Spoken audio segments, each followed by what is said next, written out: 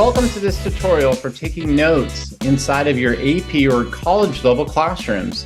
When you take notes out of an article, out of a textbook or whatever, let's be honest, most students really don't enjoy doing that. And you're not alone. I don't really enjoy it all that much either. For me, it's a lot more relaxing and fun to just watch a video and just take in the information. So why do we take notes in the first place? Well, let me tell you a story about somebody who took a lot of notes, but probably did a little bit too much. I had a student several years ago, really great student, and I had assigned about 5 pages out of the textbook. He came in the next day and said, I took notes for 3 hours last night, Mr. Zucker. I didn't have time for that. And I said, really? How many notes did you take? He said, well, I took 12 pages of notes. Okay, we had a 5-page assignment. He ended up taking 12 pages of notes. Unfortunately, even though he was definitely a hard worker, he really took notes to the absolute end that you don't need to do. In fact, that's not the reason why we take notes. The reason why we take notes are really the 3 reasons why we take notes are the following. First of all, we want to take notes to stay engaged. Whenever we're just watching something, it's easy to get distracted. The second reason we want to take notes is we want to recall information. We don't need to take notes on everything. And we definitely don't need to take notes on things that we already really kind of know. We want to take notes on the things that we don't know and that we want to remember for the future. Remember, you've got 6 to 7 classes. It's hard to remember everything. And that brings up the last thing. When you're taking notes, you want to summarize, paraphrase, and be concise.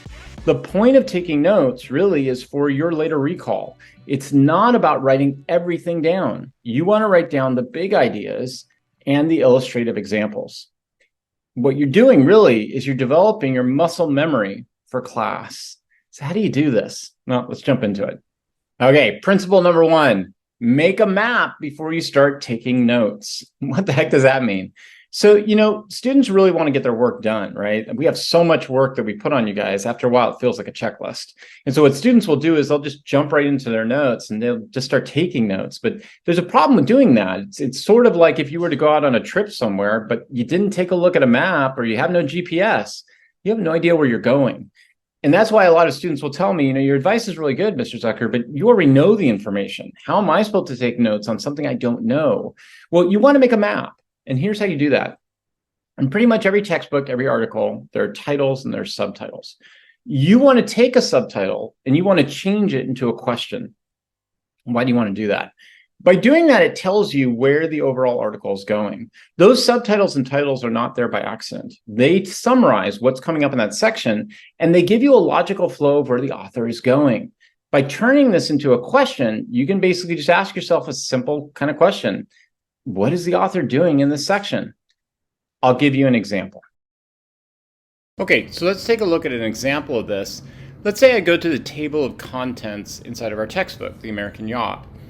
I take a look at chapter 2, and what I see in the table of contents when I scroll down is that there's a very specific issue dealing with the Spanish and their rivals.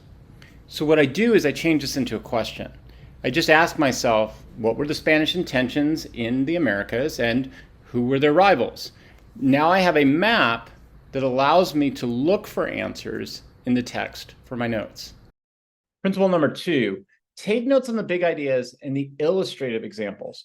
So often I have students who will take down notes on everything. They'll take notes on everything from names to dates to numbers, etc., or every example that's there, and it'll take them forever to get their notes done.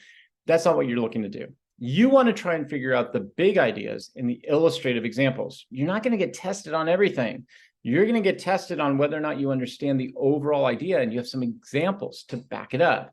I know you might be saying, yeah, that sounds really good, but how do I know what the big ideas are? How do I know what the big examples are? Well, whenever you go through a body paragraph, the first sentence of it is the topic sentence. And after that, the author will use 1 or 2 big examples in their body paragraph. Take that topic sentence and summarize it. Scan through the big examples and then ask yourself, what's really important here about those examples? And take notes on the big details, not every single element of the story.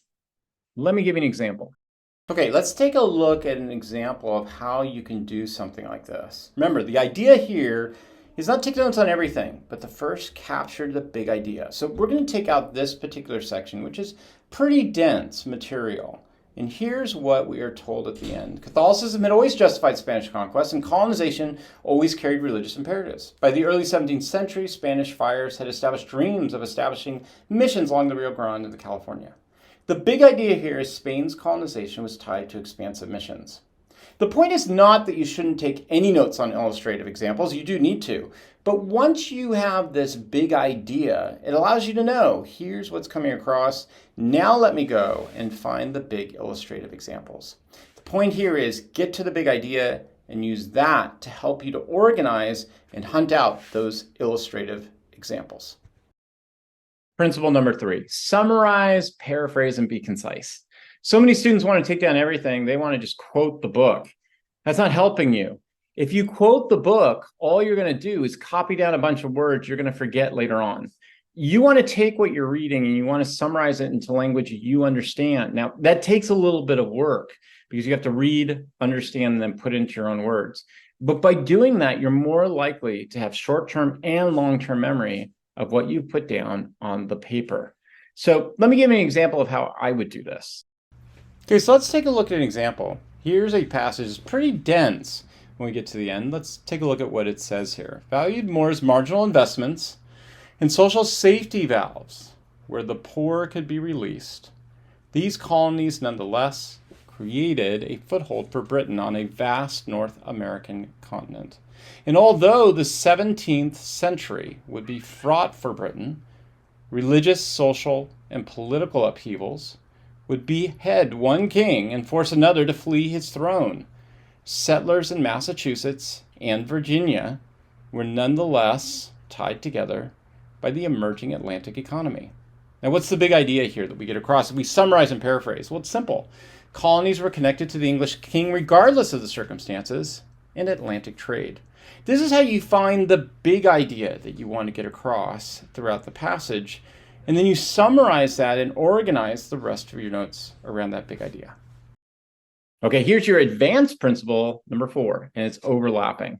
So it's a good idea to start off with trying to look at each paragraph at its own conceptual unit and trying to say, what's the big idea? What's the example? But after a while, you're going to start noticing that sometimes an author will spread out their ideas over 2 or 3 paragraphs. Sometimes you can literally scan half a page or even a page and start to realize that actually the big ideas are spread out over several paragraphs, and you don't need to take notes on every single paragraph. Once you can start to do that, then you can even make your notes even more concise. In fact, I would start off taking notes on each paragraph, but starting to push yourself to ask, can I read an entire column of a particular article and see whether or not I can actually see the common ground between paragraphs? Then the same thing for the second column, or maybe overall for the page. By doing that, you're going to start speeding up your pace and starting to see what the big ideas and the conceptual ideas and examples are for you to take notes on. So what are my big takeaways when it comes to note-taking, when it comes to the AP class or the college level class?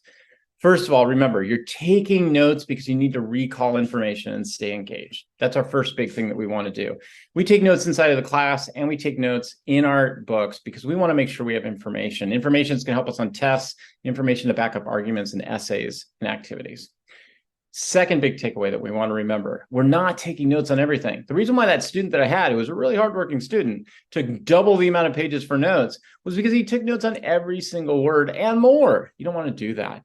You want to paraphrase, you want to summarize, you want to make it concise. You want to look for the big examples and the big ideas.